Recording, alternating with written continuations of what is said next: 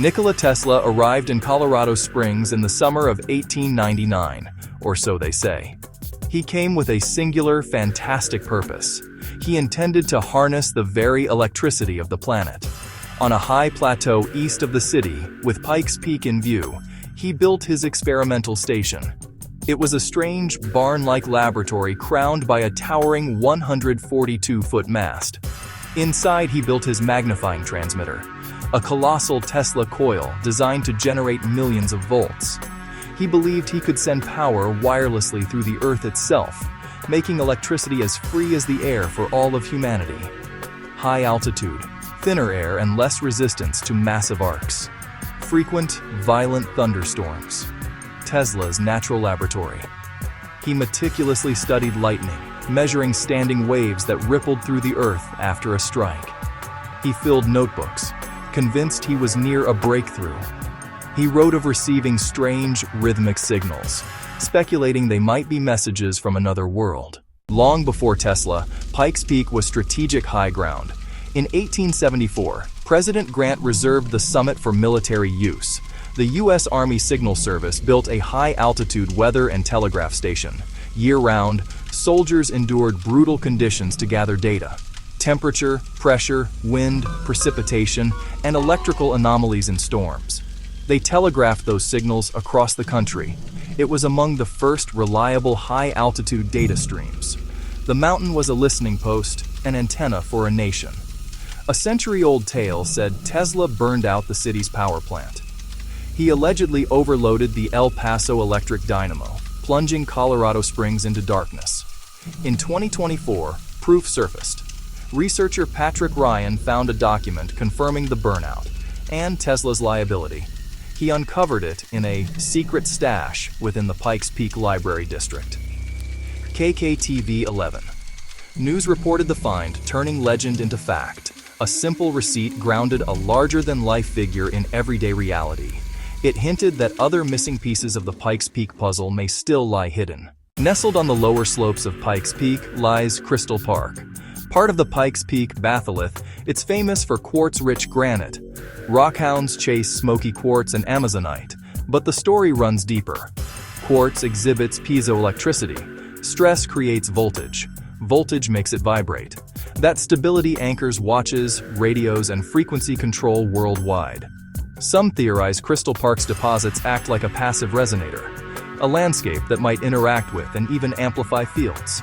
To Tesla, a mountain-sized resonator would be irresistible. Mainstream science is skeptical. The lore endures.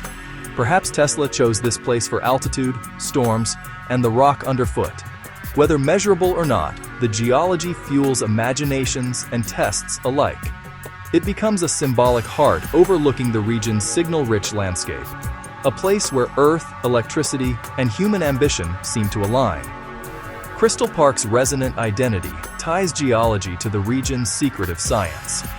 Its story strengthens the idea that this land is tuned to hidden forces. From MIT's wartime radar to Lincoln Laboratory, expertise consolidated after WW Soon. The semi-automatic ground environment required unprecedented integration. In 1958, MITRE spun out to engineer systems, not hardware.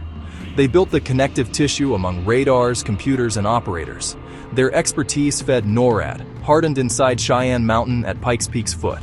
The region shifted from isolated labs to the nation's continental defense nerve center. Air bases evolved. Peterson became Peterson Space Force Base. It hosts U.S. Space Command's temporary headquarters. Schriever, built for satellite ops, became Schriever Space Force Base, the Orbital Nerve Center. These are critical nodes in a planetary command and control network. From here, crews run GPS, missile warning, and track objects in orbit. Cheyenne Mountain remains a hardened alternate command post. A 2024 report pegged Space Force's local impact near $4.2 billion.